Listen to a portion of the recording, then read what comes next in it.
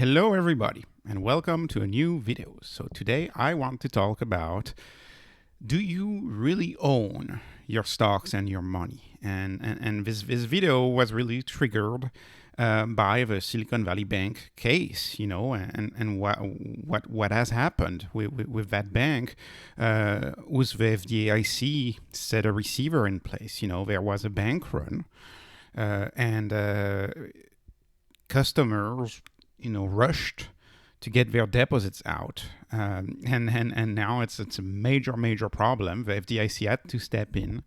They had to put a receivership in place, and I believe there will be a bailout for the bank. I think they'll find a buyer, or the government will step in. Somebody will step in, is what I believe. Furthermore, if they don't, it's worth noting that FDIC has cash. They have $128 billion. They can also pull $100 billion from the Treasury, sell as a line of credit. So as long as you were part of the 3% of accounts at this corporate bank, as SVB was a corporate bank, who had less than 250,000, you'll get your money back for sure. But if you had more than 250,000, you're likely, I believe my estimate is that you're likely to receive between 50 and 98 cents on the dollar back if there is no bailout. Now, it's still my working thesis that they're not going to let this happen and there's going to be a bailout. Because if there is no bailout, pretty much every single company out there is going to move away money, I believe, from the regional banks to the large, too big to fail banks. I mean, that's my... I don't know how this is going to play out, but I think there will be a bailout. It's been part of my optimism about the whole situation, and I think the Fed will pivot sooner than later. But what if I'm wrong, though? What if I'm wrong? What if other banks fail? What if, say, on Monday morning, we don't hear something reassuring, or we don't hear something like, oh, XYZ company steps in to take over the SVB financial corporation? Like, what if there's any different news on Monday morning? Well, that could lead to a contagion effect. So, I'm biased. I'm an optimist. I have my own biases, and I think as an investor, it's important to know your biases. I'm very optimistic in general, and to protect yourself against your own biases. And that's why this book keeps coming back to mind. The impact of the highly improbable. This is highly improbable. What happened to SVB is highly improbable, right? It's the second largest bank run in U.S. history that just happened. Again, I believe there will be a bailout, but I don't know that for sure. That's my optimism speaking. What I know for sure, though, is that per what I'm reading everywhere, there's about 65,000 companies, mostly smaller companies, startups, that cannot access their phones. There's big companies that can't access their phones, like Roku. And $500 million they can't access. There's millions of people that will be impacted. Multiply these 65,000 companies by how many employees they have and how many suppliers they have. There's millions of people that are impacted by this. The collapse is 16x bigger than FTX. And remember the FTX collapse. It was on the news for like a month. My back of the napkin calculation in a prior video, I calculated this is 16 times bigger than FTX. So this is a major event, And as SVB, you probably wouldn't have known, right? You probably wouldn't have known because they had a lot of awards, a lot of accolades, an excellent reputation. 40 years old, in the S&P 500, A3 credit rating. If you go on their website, they still boast about all of the great things that they do. Member of Gender Equality, Best Banks of America by Forbes, philanthropy, right? They were doing so well, they had enough cash to do philanthropy. They were doing well. They had 8,500 employees. This is a major bank. They operated in 30 countries. Like this is crazy stuff. Anyways, and that's why I'll just do a quick stop on this quote. The whole idea of have you heard this quote before? Only the paranoid survive. And I think this is a powerful quote because I'm still very optimistic that we're going to be fine. I'm still very optimistic that there will be a bailout. I'm still very optimistic that companies will be made whole on Monday morning. But that's a bias, right? That's a positive bias. I think one needs to be objective when they look at the things that they have and the things that they own. And this can happen in the USA. This has just happened, second largest in UN history. And by the way, the first largest was in 2008. So this can happen in the USA. This can happen actually anywhere, to anyone, anytime, right? And that's the topic of the video. Like, given that this can happen anywhere, anytime to anybody, given that only the paranoid survive, right? I mean, that's kind of a silly thing to say. But given all of this, faced with all of this, I want to ask the question, what do you really own? What do we really own? Right? And you'll see where this conversation takes us. So what do we really own? So first of all, let's talk about stocks. Have you ever tried to go to an annual meeting? I have. And it's very tough to do, actually. You have to get a letter from your broker saying that, yes, you do indeed own the stock within them, but actually you never own that stocks because most stocks are held in street name, under your broker's name. Your name is not on that stock. Your broker's name is on that stock. And so if you want to ever go to an annual meeting, you'll get into these troubles of trying to get in, right? And so stocks work like fiat, right? It works just like fiat. It's all about trust. Do you trust that financial institution has this IOU and will always honor this IOU towards you? Do you trust that? And banks, of course, banks have FDIC, and stocks have what? They have the SIPC fund, and the SIPC insured fund, which insured your securities. And the SIPC is $500,000. That's what the SIPC insures your stock as. So you may think it's a lot and you can sleep well, but if you invest in stocks throughout your career, you're going to exceed that amount. As you start getting into like your mid 30s, your late 30s, if you're younger, you'll start getting bigger salaries, etc. It's not and with inflation too. Like, keep in mind that amount is not getting updated every year with inflation. So in a decade, who knows how much money that's really going to be that you have insurance for. So it may seem like a lot of money, but in fact it's not. I mean, it's not a lot of money, and it's becoming less and less money as we go. Still a lot of money, but you know what I mean. Another important point is, the SIPC, currently has $5 billion of reserves plus $2.5 billion a line of credit. And that's why I'm being facetious here, and I'm saying this is marketing. Like when a broker says, "Oh, they're SIPC insured," this is marketing. Like they've put no money into this fund whatsoever. There is no money into this fund whatsoever. $4 billion in reserves. Are you kidding me? As an example, we know one of the banks that has a lot of mortgage-backed securities that a lot of people are looking at right now is Schwab, right? Schwab has $7.86 trillion of client assets. And Schwab is SIPC insured. So, just for fun, $4 billion in reserves, 7.86, right? 7.86 billion. So, and I just want to say something too here. Like, stocks are riskier. The risk is okay. Like, the question is, are you getting compensated for that risk? That's all about the compensation. Like, are you getting compensated for the risk of this happening? With stocks, I believe you're getting compensated for the risk of this happening, right? A lot of the stocks I cover on the channel, a lot of these hyper-growth stocks, they can do a 10x. They can do a 5x. You're getting compensation for that risk, which is why I really don't have as much of a problem. I have much more problems with, say, checking accounts where you're not getting compensated for an equivalent risk. Stocks, in my view, they're fine because you're getting compensated for the risk, right? Anyways, what's one way that you could mitigate that, right?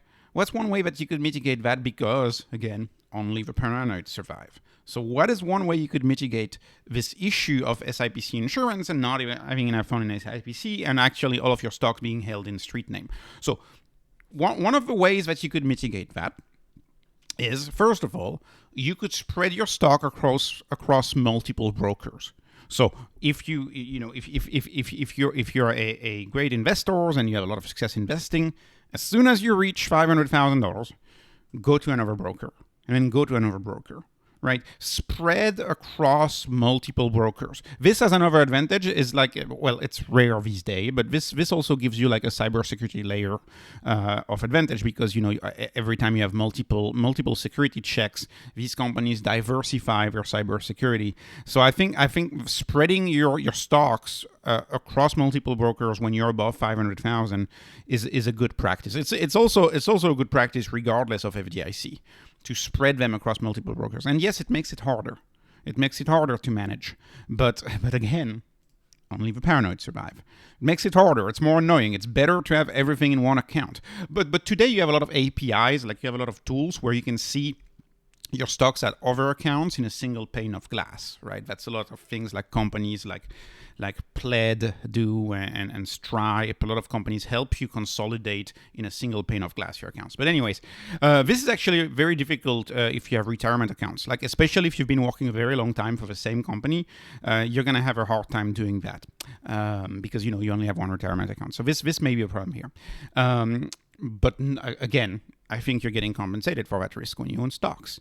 And another way to do it is you could own a stock in your own name. So this is the way the way they used to be. Actually, you may remember one stock that was famous for doing that was Disney. And Disney discontinued that in 2013. But Disney used to be famous for still keeping the old certificate of stock, and you could get your child a Disney stock with the name of the child on it. And stocks for the longest time, they looked no different than a dollar bill, right? A dollar note. It's a bearer asset, right? That's what these used to be.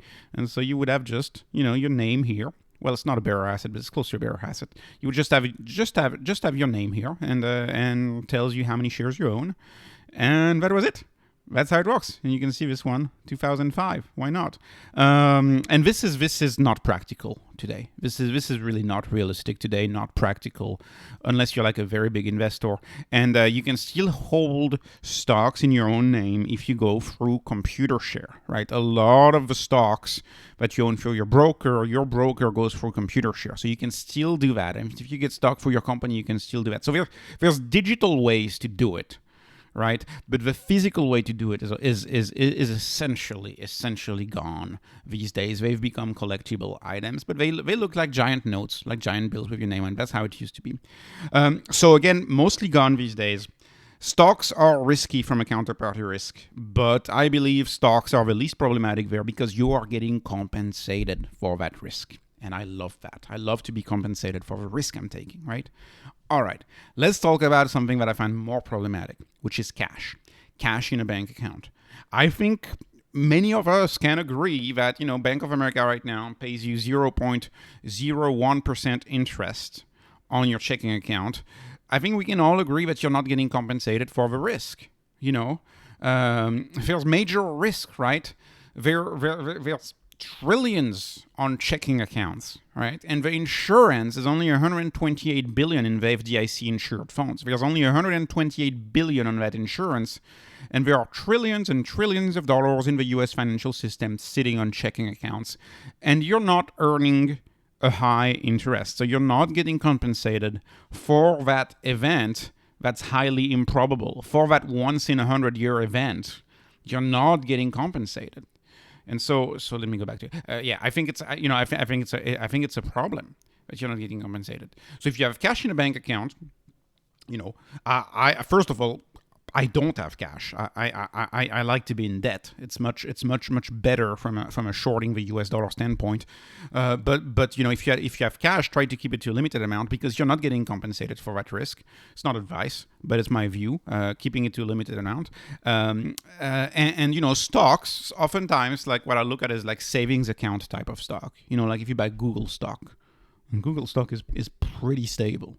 You can buy some big tech stocks as like an alternative, but just know that cash is insured up to 250,000, and in the case of SVB Bank, we don't know if FDIC, if there's nobody taking over the bank, the FDIC may have to drain a lot of that money. And we don't know how much of that money is going to be drained. So that makes the tiny insurance that there is even lesser, right? And of course, if you must have cash, I don't know, you've sold a house maybe or something, it's a good idea to spread the balance across multiple institutions. And I also hate to say this, but I'll add this now, is move to money center banks. This is so bad of me to say, because there's a lot of local banks that are great and great people, but if you're in a JP Morgan Chase or a very large Wells Fargo, Bank of America, a very large money center bank, these banks are fortresses. It's much harder to even think about a bank run on the world's biggest banks. So I hate to say it like that, but money is often safer in the world's biggest banks. Money center banks, not money center bad. I don't know why I typed that. Anyways, so that's one point here that I'll make.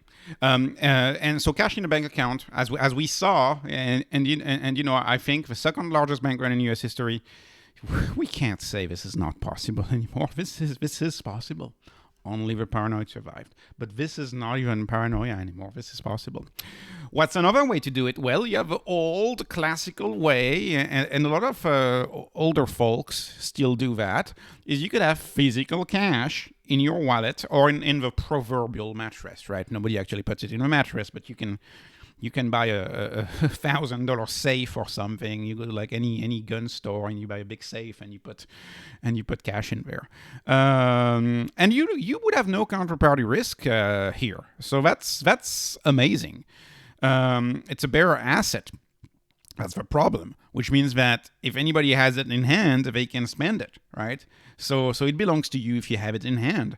And the main issue with physical cash, of course, is theft. Theft is the main issue, right? That's the whole reason why banks were created, to avoid theft. So what happens if a thief tries to enter your house, right? That's one issue.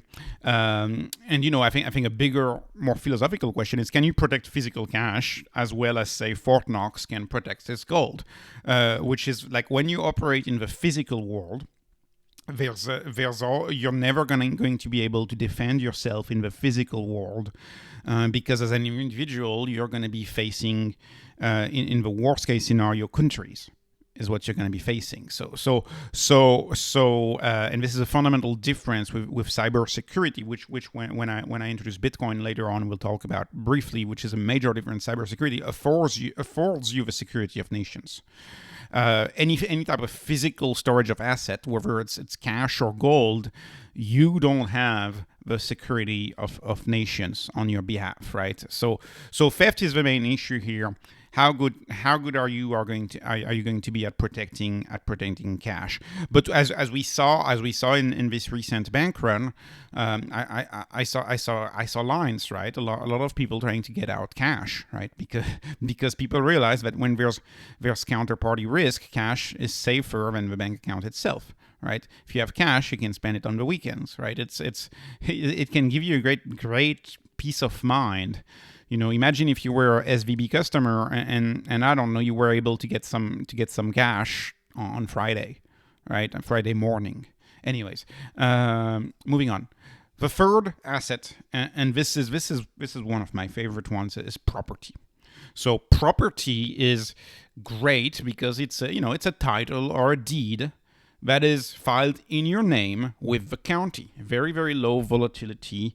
Hard to sell, hard to acquire, slow moving. So I love property. I think property, there's no denying that property is a strong form of ownership. It's a much stronger form of ownership than, say, owning stock in a real estate investment trust, because then you have to trust multiple parties. You have to trust the company, then you have to trust the broker, then you have to trust the insurance system. So owning property direct with actually your name on the county record is I think a very strong form of property.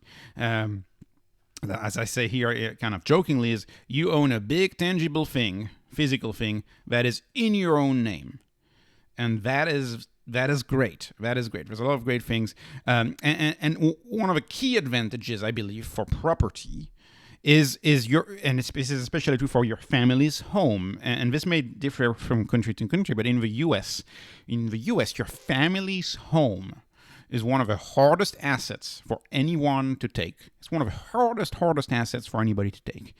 And that's true in every state, by the way. But in the US, some states have particularly strong homestead laws, and I happen to live in one of them in Texas. But Florida, for example, is another example.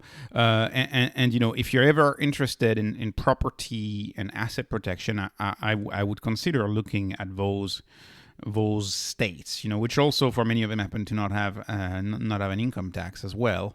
And so if you want to learn more about homestead and what homesteading is and why homestead in the US makes property even more interesting, is just look up O.J. Simpson Florida homestead exemption, and you'll see how protective homestead can be. Homestead and having a homestead on your home, it's not just something you do to save on property taxes. It's not just that. There's strong beliefs. There's strong things going on. So property is a great way to protect yourself. There's some risk with property, though, like with many investments. But I believe you're being compensated, right? Because that's another key. Like, why does property go up in value, right? Because they can't print property. You can only build about 1% new single-family homes each year in the U.S., right? They print 15% more dollars each year. So anyways, that's so you're getting compensated for some of that risk. But there is some risk. One of them is maintenance, protection against fire, and so all sorts of decay. So you need to have insurance. Another one is taxes. So it's kind of a negative interest rate. At a fundamental philosophical level, you really never own property because, over a 50-year period, taxes will eat that property. Now, there are special situations, and this is true for some countries and states in the U.S. where property taxes are very, very low. For example, in the U.S., New Mexico, for example, is known for having very, very low property taxes. And also, if you worry about property taxes, one way is to go ag exempt.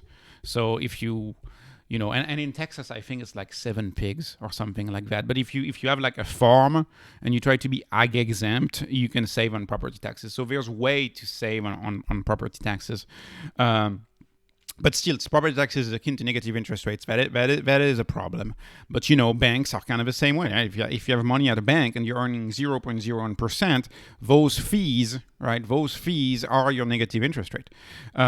Okay. And one of the bigger risk, which often is popularized in the media, because you always hear about this, is expropriation for the public benefit. So sometimes your property will be in a location where the city government wants to buy it from you. And they can force buy it from you. So that's one of the weaknesses of property. But overall, if I were to grade property on how strong that is pretty darn strong. I would put property number 2. I would put Bitcoin number 1. I would put stocks number 3, because stocks, even though they're riskier, you're getting compensated for the risk. And I would definitely put checking accounts number 4. So anyways, let me move on to the last one, which if you've been watching the channel, you knew this was coming. I talk a little bit about Bitcoin, not too much, but because I know it's not for everybody. But the last one, of course, is Bitcoin, and I understand that Bitcoin is not for everybody. I really, really understand that. I'm not trying to say that this is a solution for everybody. I'm just trying to say this is a solution for me. And with Bitcoin, you are your own bank. Be your own bank. So very, very simple. All right, Bitcoin is, you acquire Bitcoin, so maybe you go on Coinbase, because, I don't know, you trust Coinbase, or maybe you don't trust Coinbase, and you go to like a local grocery store that has one of these. I can think of so many grocery stores in my area that have these. You just go to the grocery store to one of these, and then you buy some Bitcoin. So if you go to the grocery store with your hardware wallet, this is a screenshot of Best Buy. Best Buy sells hardware wallets now, like Ledger. So you get your hardware wallet, then you go to the Bitcoin ATM, and then you transfer Bitcoin from the ATM to the hardware wallet. Then from the hardware wallet, you generate a seed phrase. That's what is your brain wallet. And a seed phrase, it's 12 or 24 words. It's your choice, and then you memorize it. And then what a lot of people do is they'll just destroy the key. You just destroy don't destroy the key. You just destroy the wallet. You just destroy that little dongle. And if you destroy that little dongle and you just memorize it, you're good. You're good forever. You're good forever. And so children in school know how to memorize poems and texts. So you just memorize. You just memorize a short text, and that's akin to being your own bank. You have zero counterparty risk, right? The only risk is your individual responsibility when you do that. That's your only risk. And that's zero counterparty risk, being your own bank. The drawback that you're paying for is volatility. But that volatility only exists if you think in US dollars, right? If you think of, oh, I don't own US dollars anymore, they're gone, forget about it. And you just think, oh, I own one Bitcoin, i.e. one over 15 million circulating Bitcoin, and you think that way, then the issue is gone. It's just like when you think about stocks. Like if it doesn't phase you when a stock is down 80% because you know what you own, you should be good. You should be okay. But volatility, I understand a lot of people are very, very uncomfortable with volatility. I'll also say this: if you've been a tech investor in 2022, you know that there's plenty of stocks that are way more volatile than Bitcoin, including Facebook at one point, right? Facebook had more volatility than Bitcoin in its drop. So Facebook is not what I would call a speculative stock, right? So anyways, you have to be comfortable with volatility. I am, but I understand that's a problem. But of course, when you own money in your head, right? When you own money, it's this, it's money as speech, right? When you own money in your head, money as language, it's got a lot of advantages. One of them is that you're protected by the world's largest computer network, which is mining, right? To break the code for a cybersecurity attack on Bitcoin, you would need, per my calculation, about $20 billion of mining equipment, and 7 years to accumulate all of those miners. And you would also need so much power at one point to generate, right, to be able to overtake the network, that it's essentially impossible, even for the biggest nation states. But that's based on calculation, right? This is a rabbit hole. If you're interested in the deepness of this topic, this is a rabbit hole that one has to take on their own to understand why it's impossible, to also understand why the fact that Bitcoin consumes something like 4% of our energy in the world is absolutely essential to the fact that it can't be cyber hacked, because the only way to hack it would be, like I said, to have $20 billion and to magically be able to have 7 years worth of equipment appear in one place, which is not possible. Anyways, beyond the point of the video. But the idea of a network is that the cybersecurity, right? The security of a network is granted to everybody operating on that layer one and using that network. That's the kind of the power of a blockchain. And because you have cybersecurity that's almost transnational, that transcends what nation states can even do, because you have that highest level of cybersecurity backed by actual computers mining. Really, the main risk is your ability to be your own custodian. So the main risk is what if you forget it, right? And if you ever go down that rabbit hole, there's plenty of ways, there's plenty of things that you can do so that you don't forget it. But I won't get into that here. And one of the main advantages, of course, of Bitcoin is that you know exactly how many Bitcoins there will ever be, right? My latest estimates is there are about 86 trillion US dollars in circulation. But we don't know, because the larger proportion of them are in euro dollars, and euro dollars are opaque. You never really know how many euro dollars there are, but those euro dollars get back into the US system. So and M1, we know that M1 is not stable. We know that M1 has been growing by 40% between early 2020 and 2022. We know that, right? So anyways, you have the security of knowing that the supply of Bitcoin is fixed. It can't go beyond 21 million. It is fixed. Anyways, this is not a Bitcoin channel. I'm done talking about Bitcoin. All I want to say is that, if this was a Bitcoin channel, obviously the conversation would become very, very circular, because once you understand it, right? Read a book or two, get it, and then that's it. There's no more need for talking. It's much closer to a discovery than, say, a topic of discussion, right? It's much closer of discovering a new form of doing things. Anyways, but for me, Bitcoin is clearly, for me, my major bond alternatives. I don't own bonds, because when you understand that bonds are money and bonds are all about counterparty risks, I do not own bonds. Right? Remember, the SVB collapse is because of mortgage-backed securities, i.e. bonds. But they also did a lot of losses on treasuries, not just that. So to me, that's my bond alternative. About a third of my assets are in BTC. And I'm actually going to be increasing a little bit of BTC after this event and after what happened. Also some savings type of assets. Like if you buy Google stocks, like I own Google stocks. Why? Because to me, it's like the alternative to a savings account. I think it's kind of a savings account, but you're getting compensated for that risk. But it's not going to be like any of the hyper growth stocks I cover in the channel. The other third is real estate. Real estate, I believe, is one of the highest forms of property. It's in your name. You can leverage it. And then hyper growth stocks. Hyper growth stocks have all of the risks that we know of. All of the risks that I discuss on the channel. But my view is you are getting compensated for that risk. And I'll finish with this. Bitcoin was specifically created as a solution to situations like SVB.